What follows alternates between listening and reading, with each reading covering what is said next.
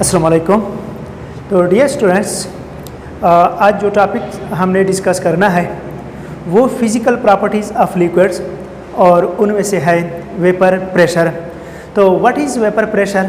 Vapour pressure क्या चीज़ है? Vapour pressure से क्या मुराद है? तो वेपर प्रेशर को डिस्कस करने से पहले हम चंद एक टर्म्स डिस्कस करते हैं। तो यहाँ पर ये एक लिक्विड हम इस कंटेनर में लेते हैं, कोई भी माया है, पानी है, जो भी चीज़ है, कोई भी माया है। तो यहाँ पर यह है इसका ढकना। तो चूँकि हम कह चुके हैं, हम जानते हैं कि किसी लिक्विड से एवापोरेशन जो है ये स्पॉन्टेनियसली वाक़या होती है। एवापोरेशन टेक प्लेस स्पॉन्टेनियसली, हर टेम्परेचर पर एवापोरेशन होती रहती है।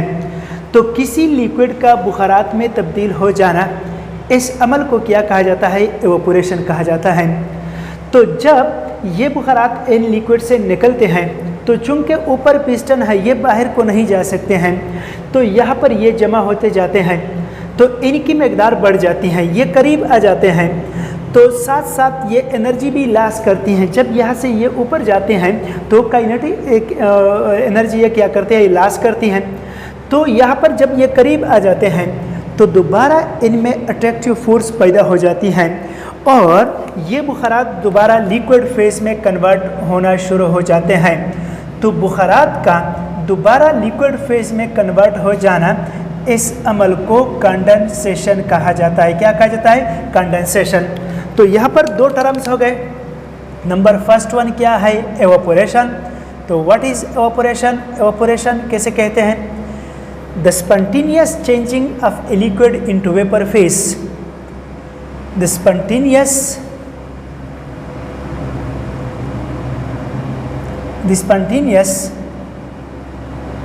changing of a liquid into vapors form या vapour phase is called evaporation। और नंबर सेकंड क्या है? नंबर सेकंड जो है वो है कंडेंसेशन। तो व्हाट इज़ कंडेंसेशन? बुखारात का दोबारा लिक्विड हालत में तब्दील हो जाना, इस अमल को कंडेंसेशन कहा जाता है। तो rechanging of vapours into liquid phase is called condensation. Is called condensation. तो यहाँ पर जब शुरू में हम इस लिक्विड को लेते हैं तो रेट ऑफ ऑपरेशन क्या होती है? ज़्यादा होती है, जबकि रेट ऑफ कंडेंसेशन क्या होंगी? वो ज़ीरो होती है। क्यों ज़ीरो होती है? चूँकि यहाँ पर शुरू में वेपर्स नहीं होते हैं। जब वेपर्स नहीं होते हैं तो लिक्विड फॉर्म में कन्वर्ट भी नहीं हो सकते, चेंज भी नहीं हो सकते हैं। तो रेट ऑफ कंडेंसेशन क्या होती है? ज़ीरो होती है। तो in the beginning rate of evaporation will be greater while rate of condensation will be zero।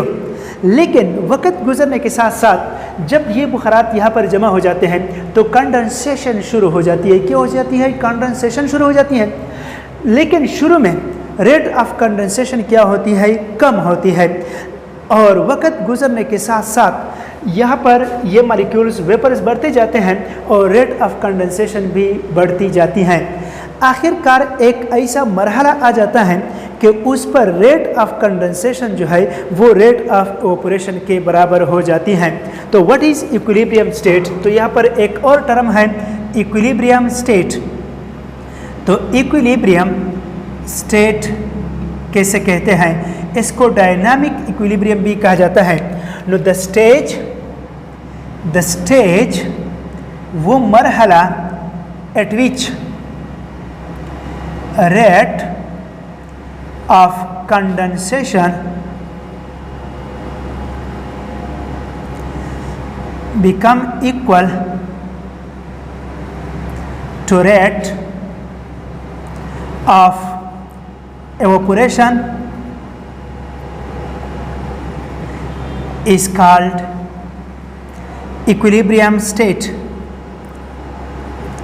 is called equilibrium state और डायनामिक इक्विलिब्रियम। तो डायनामिक इक्विलिब्रियम क्यों कहा जाता है? तो डायनामोस के मानी है मोशन। तो एक होता है स्टैटिक इक्विलिब्रियम और दूसरा होता है dynamic equilibrium.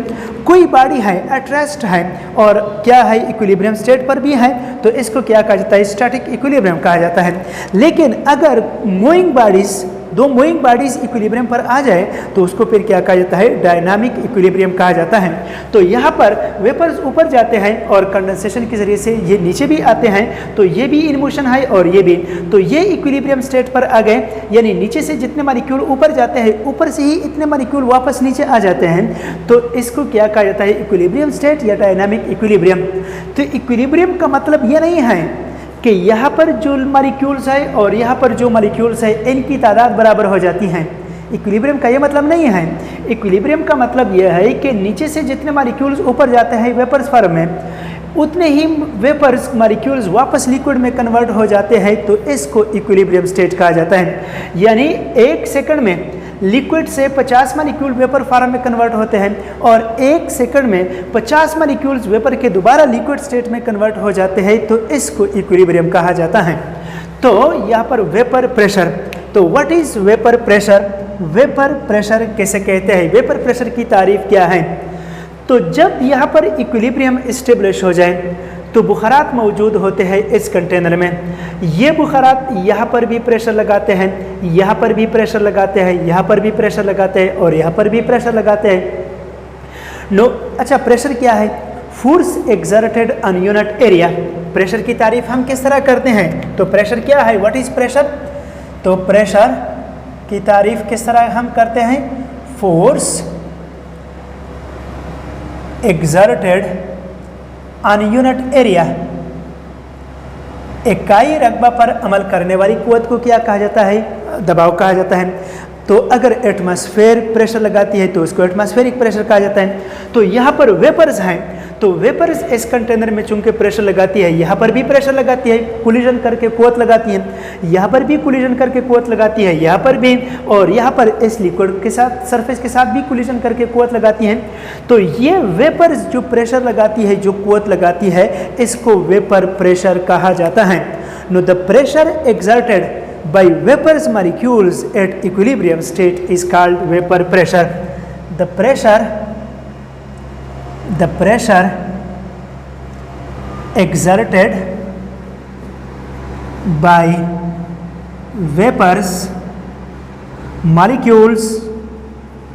by vapors molecules at equilibrium state is called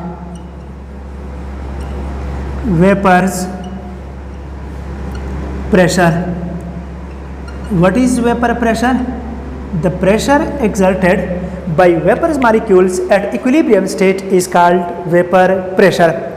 तो वेपर प्रेशर के लिए कौन से यूनिट्स हैं, तो वेपर प्रेशर के लिए वही प्रेशर की यूनिट्स हैं। प्रेशर के लिए जो हम यूनिट्स इस्तेमाल करते हैं गैस की प्रेशर के लिए, तो यहाँ पर भी वही यूनिट्स इस्तेमाल होते हैं। तो यहाँ पर इसके लिए जो यूनिट्स इस्तेमाल होते हैं, क्या चीज़, यूनिट्स, तो उनमें से नंबर 1 जो है एसआई यूनिट क्या है, एसआई यूनिट जो है वो है पास्कल। एसआई यूनिट क्या है, वो पास्कल है, और पास्कल साइंटिस्ट के नाम के मुनासिबत से। और स्टैंडर्ड यूनिट जो है क्या है, स्टैंडर्ड यूनिट वो कौन सा है, स्टैंडर्ड यूनिट जो है वो एटमॉस्फेयर है, ATM। और 1 एटमॉस्फेयर किसके बराबर है, 1 एटमॉस्फेयर बराबर होता है 760 mm ऑफ Hg, बराबर है 760 टार। तो टार भी प्रेशर के लिए एक यूनिट है।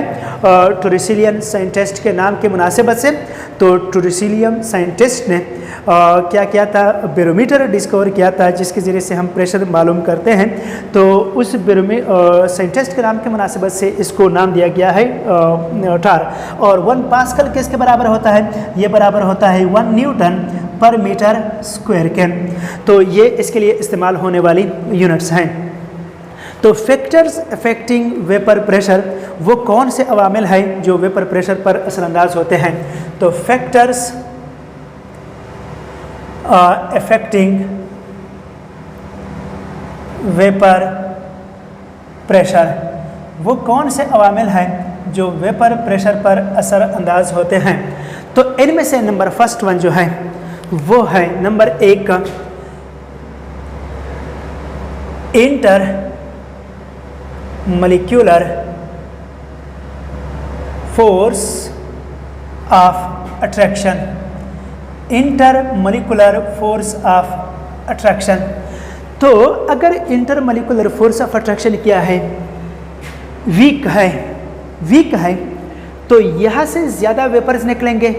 जब ये वेपर्स यहाँ पर आ जाते हैं तो चूंकि intermolecular force of attraction weak है, दोबारा वो लिक्विड फॉर्म में कन्वर्ट नहीं होंगे, तो यहाँ पर वेपर्स की तादाद क्या हो जाएंगी, ज़्यादा होंगी। जब वेपर्स की तादाद ज़्यादा होती है तो वेपर प्रेशर क्या होगा, ज़्यादा होगा। लेकिन अगर intermolecular force of attraction क्या है, स्ट्रॉन्ग है, तो यहाँ से वेपर्स कम निकलेंगे और निकल कर यहाँ पर आने के बाद इनमें फोर्स ऑफ अट्रैक्शन दोबारा क्रिएट हो जाएंगी और दोबारा लिक्विड हालत में कन्वर्ट हो जाएंगे, तो वेपर्स की तादाद कम होगी। वेपर्स की तादाद कम होने की वजह से इसका वेपर प्रेशर क्या होगा, कम होगा। तो inter molecular force of attraction जो है ये क्या है, वेपर प्रेशर का इससे इनवर्स रिलेशन है। यानी अगर intermolecular force of attraction क्या है, स्ट्रॉन्ग है, vapour pressure will be low, और अगर intermolecular force of attraction weak है then vapour pressure will be more. तो यहाँ पर वेपर प्रेशर जो है इसका vapour pressure has inverse relation with intermolecular force of attraction. So if intermolecular force of attraction is strong, vapor pressure will be low. Stronger is the intermolecular force of attraction, less will be vapor pressure of the liquid। और अगर क्या है, अगर intermolecular force of attraction weaker है तो vapour pressure क्या होगा, ज़्यादा होगा। नंबर सेकंड क्या है, नंबर सेकंड टेम्परेचर। तो टेम्परेचर का वेपर प्रेशर पर कोई असर होता है या नहीं, तो टेम्परेचर का भी वेपर प्रेशर पर असर होता है। वो किस तरह, यहाँ पर हमारे पास अगर पानी है तो अगर टेम्परेचर कम है तो इंटरमॉलिक्यूलर फोर्स ऑफ अट्रैक्शन की ब्रेकडाउन कम होगी, एवापोरेशन क्या होगी, कम होगी। एवापोरेशन कम होती है तो वेपर्स कम होंगे और वेपर प्रेशर क्या होंगी, कम होंगी। लेकिन अगर टेम्परेचर ज़्यादा है तो इंटरमॉलिक्यूलर फोर्स ऑफ अट्रैक्शन की ब्रेकडाउन ज़्यादा होंगी, एवापोरेशन ज़्यादा होंगी, वेपर ज़्यादा होंगे तो वेपर प्रेशर ऑटोमेटिकली क्या होंगी, ज़्यादा होंगी। तो vapour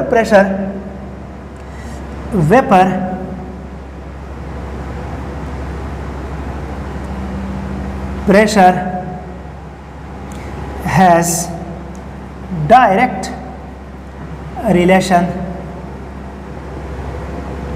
with temperature.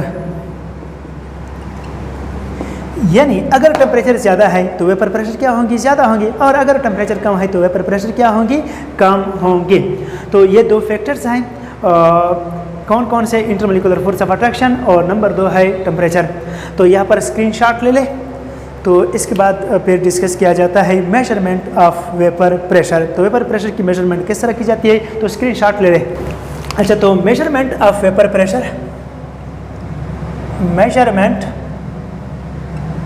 Of vapour pressure. तो वेपर प्रेशर की मेजरमेंट किस तरह की जाती है, दो तरीके हैं। तो नंबर 1 है बैरोमेट्रिक मेथड और नंबर 2 जो है वो है मानोमेट्रिक मेथड। तो नंबर फर्स्ट वन कौन सा है, number first one barometric method, और नंबर 2 क्या है, नंबर 2 है मानोमेट्रिक मेथड। तो बैरोमेट्रिक मेथड को बैरोमेट्रिक और दूसरे को मैनोमेट्रिक मेथड क्यों कहा जाता है? तो इस तरीके में जो एपरेटस इस्तेमाल होता है वो बैरोमीटर है। वो क्या है? बैरोमीटर है। तो बैरोमीटर क्या है? ये शीशे का बना हुआ एक राड है। बैरोमीटर क्या है? ये शीशे का बना हुआ एक राड है। इसकी लंबाई कितनी है? 1 मीटर है। इसकी लंबाई क्या है? 1 मीटर है। एक एंड क्लोज्ड होता है और दूसरा क्या होता है? ओपन होता है। और इस ओपन एंड का क्या होता है? ये जो एरिया है ये 1 मिलीमीटर स्क्वायर होता है। तो ये एपरेटस जो है इवन गेलेस्टा टोरिसेली उस साइंटिस्ट ने बनाया है, तो उस साइंटिस्ट के नाम के मुनासिबत से इसको टोरिसेलियम बैरोमीटर कहा जाता है। क्या कहता है? टोरिसेलियम बैरोमीटर कहा जाता है। तो एक तरीके में ये एपरेटस इस्तेमाल होता है, तो इसकी वजह से इसको बैरोमेट्रिक मेथड कहा जाता है। और दूसरा जो तरीका है उसको मैनोमेट्रिक मेथड कहा जाता है, उसमें ये मैनोमीटर इस्तेमाल होता है। तो ये एपरेटस जो है इसको मैनोमीटर कहा जाता है। इसके ज़रिए से वेपर प्रेशर की मेजरमेंट की जाती है, तो इस मैनोमीटर की मुनासिबत से उसको मैनोमेट्रिक मेथड कहा जाता है। तो पहले हम डिस्कस करते हैं बैरोमेट्रिक मेथड। अच्छा, तो बैरोमेट्रिक मेथड में किस तरह किया जाता है? तो बैरोमेट्रिक मेथड में ये हमारे पास क्या है? बैरोमीटर है। क्या है? बैरोमीटर। तो बैरोमीटर आप लोगों ने अच्छी तरह से देख लिया, फिर बताता हूँ ना। तो इसका ये एक एंड जो होता है, एक सिरा ये बंद होता है और दूसरा एंड जो है ये ओपन होता है। तो इसमें हम कौन सी चीज़ डालते हैं? इसमें हम मरकरी डालते हैं। कौन सी चीज़? ये हो क्या? Hg। मरकरी क्यों डालते हैं? मरकरी हम इस्तेमाल करते हैं, उसकी क्या वजह है? 2 फैक्टर्स हैं। नंबर 1, मरकरी की डेंसिटी ज़्यादा है, और नंबर 2 जो है मरकरी में एडहेसिव फोर्सेस नहीं होते हैं। वो किसी चीज़ के साथ चिपकती नहीं है, किसी के साथ अटैच नहीं होती है, तो एडहेसिव फोर्सेस नहीं है। तो इन 2 वजह, यानी वो फ्री मोशन करती है, फ्रैक्शनलेस है, इसी वजह से हम मरकरी इस्तेमाल करते हैं। तो ये बैरोमीटर है। क्या है? ये हो गया बैरोमीटर। तो इसमें हमने लिया मरकरी। अब यहाँ पर एक दूसरा कंटेनर। अच्छा, ये हमारे पास वो लिक्विड है जिसकी क्या करनी है हमने? जिसकी हमने वेपर प्रेशर मालूम करनी है। ये वो सेकंड लिक्विड जिसका वेपर प्रेशर मालूम करना है। अब यहाँ पर एक और कंटेनर हम लेते हैं। ये क्या है? एक और कंटेनर है। तो इस कंटेनर में क्या होती है? यहाँ पर देख ले ज़रा। इसमें मरकरी होती है। यहाँ पर इसमें क्या है? मरकरी है। ये कंटेनर है, इसमें भी मरकरी होती है। यहाँ पर ये देख ले ज़रा, ये मरकरी हो गई Hg, मरकरी। कोई भी बीकर है। अच्छा, तो ये बैरोमीटर जो है इसके ओपन एंड को उंगली से इस तरह बंद करके यहाँ पर उल्टा किया जाता है। क्या किया जाता है? यहाँ पर उल्टा किया जाता है। तो उल्टा होने के बाद, लेकिन यहाँ पर ख्याल रखना कि ये नीचे टच ना हो जाए, इस तह के साथ टच ना हो जाए, इस तरह ऊपर हो, मरकरी के अंदर हो लेकिन नीचे टच ना हो जाए। अगर ये इस तरह अटैच हुआ, टच हुआ, तो फिर मरकरी नीचे नहीं जा सकेगी। तो ये बॉटम से ज़रा ऊपर होगा, मरकरी के अंदर लेकिन बॉटम से ज़रा ऊपर होगा। तो अब इसमें ये मरकरी जो है ये नीचे आना शुरू होती हैं। क्यों? क्योंकि बिकॉज ऑफ ग्रेविटी ये नीचे आना शुरू हो जाती हैं। तो जब ये नीचे आती हैं तो इसके ऊपर से यहाँ पर क्या, तो ये हवा प्रेशर लगाती है, एटमॉस्फेयर हवा है, तो ये इस पर प्रेशर लगाती है और इसको ऊपर चढ़ने नहीं देती हैं, यहाँ पर स्टॉप करती हैं। जब हमने रखा तो मरकरी ऊपर से नीचे आ गई, लेकिन अच्छा, और ये लेवल ऊपर की तरफ जाता है, लेकिन एटमॉस्फेयर हवा इस पर प्रेशर लगाती है और इसको ऊपर चढ़ने नहीं देती हैं, तो यहाँ पर स्टॉप हो गया। अब मरकरी लेवल ये है, यहाँ पर क्या है, ये मरकरी लेवल है, ये ए। अच्छा, अब इसके बाद वो लिक्विड जिसका हमने वेपर प्रेशर मालूम करना है वो हम क्या करते हैं, ड्रॉपर में लेते हैं। ये क्या है, ये हो गया ड्रॉपर। ड्रॉपर तो समझते हो ना, ये है क्या चीज़, ये है ड्रॉपर, ये वाला। तो इस ड्रॉपर के ज़रिए से वो लिक्विड जिसका वेपर प्रेशर मालूम करना है वो हम लेते हैं, यहाँ पर डालते हैं। बिल्कुल बैरोमीटर के ओपन माउथ के नीचे ये डालते हैं। तो यहाँ पर देख ले ज़रा, ये ड्रॉपर है। तो इस ड्रॉपर के ज़रिए से ये लिक्विड जिसका वेपर प्रेशर मालूम करना है, ये एक कतरा यहाँ पर डालते हैं, एक कतरा यहाँ पर डाल दें, एक कतरा यहाँ पर डाल दें। तो चूंकि इस लिक्विड की डेंसिटी जो है वो मरकरी से कम है, डेंसिटी मरकरी से कम है, तो डेंसिटी कम होने की वजह से ये ऊपर आ जाती है, ये यहाँ पर आ जाती है। और ये ड्रॉप जब यहाँ पर आती है बैरोमीटर के ऊपर माउथ के नीचे है, तो ये ऊपर की तरफ चला जाता है। यहाँ पर चूंकि वैक्यूम है, तो वैक्यूम होने की वजह से ये गैस हालत में कन्वर्ट हो जाती है। प्रेशर जीरो है, वैक्यूम है, तो चूंकि मरकरी नीचे चली गई तो यहाँ पर वैक्यूम है, तो ये ड्रॉप यहाँ पर आकर ये वेपर फॉर्म में कन्वर्ट हो जाती है। जब कन्वर्ट हो जाती है तो इस मरकरी लेवल पर मजीद कुछ प्रेशर लगाती है, तो इसको यहाँ पर नीचे और ले आती हैं, और ये लेवल जो है ये ज़रा ऊपर चली जाती हैं।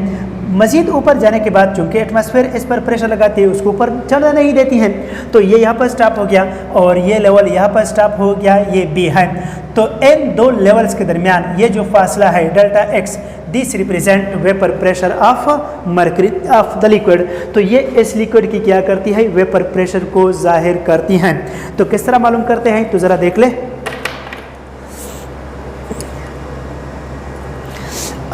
ये बैरोमीटर है, शीशे का बना हुआ राड है, 1 मीटर इसकी लंबाई है। इसको हम मरकरी से भर देते हैं, ऊपर माउथ को इस तरह उंगली से बंद करते हैं। तो यहाँ पर ये बीकर है, इसमें भी मरकरी होंगी, तो इसमें इस तरह उल्टा करते हैं। तो उल्टा करने के बाद ये नीचे टच ना हो जाए, लेकिन मरकरी के अंदर डुबा हुआ हो, इसमें क्या हो, मरकरी हो, और इसके अंदर इसको डुबो दे। फिर ये जो ड्रॉपर है, इसके ज़रिए से क्या कर ले, इस ड्रॉपर के ज़रिए से वो लिक्विड जिसका वेपर प्रेशर मालूम करना है वो यहाँ पर डाल दें। तो नीचे ये बिल्कुल बैरोमीटर के ऊपर माउथ के नीचे इसका एक ड्रॉप डाल दे। तो चूंकि इसकी डेंसिटी कम है, अगर बैरोमीटर से साइड पर हैं तो मरकरी के सतह पर आ जाएंगे, और अगर बैरोमीटर के बिल्कुल ओपन माउथ के नीचे हैं तो ये ऊपर चले जाएंगे, और यहाँ पर आकर चूंकि यहाँ पर वैक्यूम होती है तो वेपर फॉर्म में कन्वर्ट हो जाती है, और वेपर फॉर्म में कन्वर्ट होने के बाद ये मज़ीद प्रेशर लगाकर मरकरी को ज़रा नीचे ले आ जाती है इस बैरोमीटर में। तो यहाँ पर जितना फासला कवर हुआ इसको क्या कहा जाता है, वेपर प्रेशर ऑफ लिक्विड कहा जाता है। नंबर सेकंड मेथड, अच्छा नंबर सेकंड मेथड जो है वो है मानोमेट्रिक मेथड। कौन सा है, नंबर सेकंड मानोमेट्रिक मेथड। तो मानोमेट्रिक मेथड हम क्यों इस्तेमाल करते हैं, तो इसके दो रीजंस है। नंबर एक, बैरोमेट्रिक मेथड ये चूंकि सिंपल है, आसान है, सादा है, लेकिन यहाँ पर सिर्फ उन लिक्विड्स का वेपर प्रेशर मालूम किया जा सकता है जिसकी डेंसिटी क्या हो, जिसकी डेंसिटी मरकरी से कम हो, और नंबर दो, सराउंडिंग की जो टेम्परेचर होती है, यानी जिस मौसम में आप वेपर प्रेशर मालूम करना चाहते हो, अगर जून जुलाई में है तो 40-45 डिग्री सेल्सियस पर, और अगर मौसम सरमा है तो उसमें 8-10 डिग्री सेल्सियस टेम्परेचर होंगी, यानी सराउंडिंग की टेम्परेचर पर हम वेपर प्रेशर मालूम करते हैं। तो वो लिक्विड्स जिसकी डेंसिटी क्या होती है, मरकरी के बराबर हो या मरकरी से ज़्यादा हो, उनकी वेपर प्रेशर इस तरीके से मालूम नहीं की जा सकती है। और नंबर सेकंड, मुख्तलिफ टेम्परेचर्स पर हम वेपर प्रेशर मालूम नहीं कर सकते हैं। तो वो लिक्विड्स जिसकी डेंसिटी मरकरी से ज़्यादा हो, कम हो, बराबर हो, उन सब की वेपर प्रेशर मालूम करने के लिए मानोमेट्रिक मेथड इस्तेमाल होती है। और नंबर दो, जिस टेम्परेचर पर आप लोगों ने वेपर प्रेशर मालूम करना है उसके लिए भी इस्तेमाल की जाती हैं। तो मानोमेट्रिक मेथड जो है बेटर देन बैरोमेट्रिक मेथड। तो मानोमेट्रिक मेथड में हम क्या करते हैं, किस तरह वेपर प्रेशर मालूम करते हैं।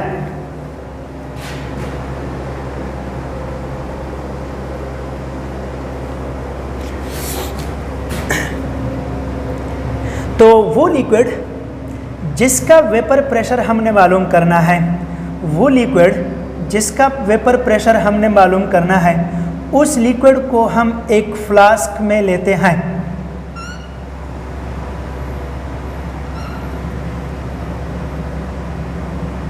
अच्छा, इस फ्लास्क से, तो इसमें वो लिक्विड है जिसका वेपर प्रेशर मालूम करना है। तो इस फ्लास्क से शीशे की एक नली निकलती है, यहाँ पर ये टी शेप, बिल्कुल इसकी टी तरह की शेप होती है, ये टी शेप शीशे की नली है ये। और यहाँ पर इसमें कार्क होती है, क्या होती है? कार्क होती है। तो ये टी शेप शीशे की नली किस तरह होती है, देख ले ज़रा ये वाला। तो ये शीशे की नली, यहाँ पर ये फ्लास्क है, ये फ्लास्क, और इनसे ये शीशे की नली निकलती है ये। तो इसके साथ क्या किया जाता है? तो यहाँ पर इसके साथ मैनोमीटर अटैच किया जाता है। ये क्या है? मैनोमीटर है। मैनोमीटर क्या होता है? शीशे का बना हुआ एक यू शेप की नली होती है। ये क्या है? शीशे का बना हुआ एक यू शेप की नली होती है। तो बिल्कुल इस तरह। अच्छा, यहाँ पर इसमें एक स्केल लगा हुआ होता है, क्या होता है? ये एक स्केल, पैमाना लगा हुआ होता है। अच्छा, यहाँ पर इनको अटैच किए जाते हैं पाइप के ज़रिए से, इसको कनेक्ट किए जाते हैं ये। अच्छा, यहाँ पर इसके साथ क्या होता है? यहाँ पर इसके साथ अटैच होता है वैक्यूम पंप। कौन सी चीज़ अटैच होती है? वैक्यूम पंप होती है। और यहाँ पर ये क्या है? इसका ये वाल होता है, ये हो गया वैक्यूम पंप। तो इस लिक्विड को क्या किया जाता है? अच्छा, यहाँ पर इसमें क्या होती है? इसमें होती है मरकरी, और मरकरी का जो लेवल है ये मैनोमीटर के दोनों अतराफ में क्या होगा? सेम होगा। मैनोमीटर के दोनों अतराफ में ये क्या होगा? सेम होगा। तो यहाँ पर चूंकि हवा मौजूद है, क्या है? हवा मौजूद है। तो एक्सपेरिमेंट शुरू करने से पहले number 1, first of all freeze the liquid को ठंडा करके सॉलिड में कन्वर्ट कर ले। तो सॉलिड में कन्वर्ट होने के बाद इस वाल को ओपन कर ले। तो ओपन होने के बाद यहाँ पर जितने भी हवा के मॉलिक्यूल्स होते हैं ये इस वैक्यूम पंप के ज़रिए से रिमूव किए जाते हैं। जितने भी हवा के मॉलिक्यूल्स हैं इस वैक्यूम पंप के ज़रिए से ये रिमूव किए जाते हैं। तो मॉलिक्यूल्स रिमूव होने के बाद दोबारा ये वाल बंद किया जाता है। अब इस लिक्विड को गर्म किया जाता है। क्या किया जाता है? हीटअप किया जाता है। तो गर्म होने पर इनसे वेपर्स निकलते हैं। तो ये बुखारात यहाँ पर आकर, देख ले ज़रा, यहाँ पर आकर ये इस मरकरी के लेवल पर प्रेशर लगाती हैं। क्या करती है? प्रेशर लगाती है।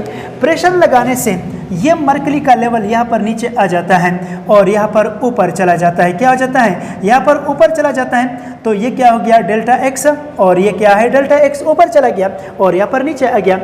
तो जिस टेम्परेचर पर आप लोगों ने वेपर प्रेशर मालूम करना है उस तक टेम्परेचर को ले जाइए। यानी अगर 40 पर मालूम करना है, 50 पर, 60 पर, 70 पर, जिस टेम्परेचर पर भी वेपर प्रेशर मालूम करना है टेम्परेचर को बढ़ाते जाइए। वेपर प्रेशर बढ़ता जाएगा। बढ़ने के साथ साथ ये लेवल नीचे आएगी और ये लेवल जो है ये ऊपर आएंगे। अब vapour pressure of the liquid किसके बराबर है? Vapour pressure of the liquid बराबर है डेल्टा एक्स प्लस 1 एटमॉस्फेयर। तो 1 एटमॉस्फेयर हम क्यों जमा करते हैं? तो ये एंड चूंकि ओपन है, ये क्या है? ओपन है। तो इस पर ऊपर से क्या है? तो 1 एटमॉस्फेरिक प्रेशर, हवा का जो प्रेशर है 1 एटमॉस्फेयर, वो अमल पैरा है। तो इस प्रेशर को बैलेंस करने के बाद ये लेवल ऊपर की तरफ जाती हैं, इसलिए ये 180 m इसमें जमा किया जाता है। तो ये जो है ये मैनोमेट्रिक मेथड है, और मैनोमेट्रिक मेथड जो है बेटर देन बैरोमेट्रिक मेथड। इसके 2 रीजंस है वो बता चुका हूँ कि यानी वो लिक्विड्स जिसकी वेपर प्रेशर जिसकी डेंसिटी मरकरी से ज़्यादा हो, कम हो, बराबर हो, सबकी वेपर प्रेशर मालूम की जा सकती हैं।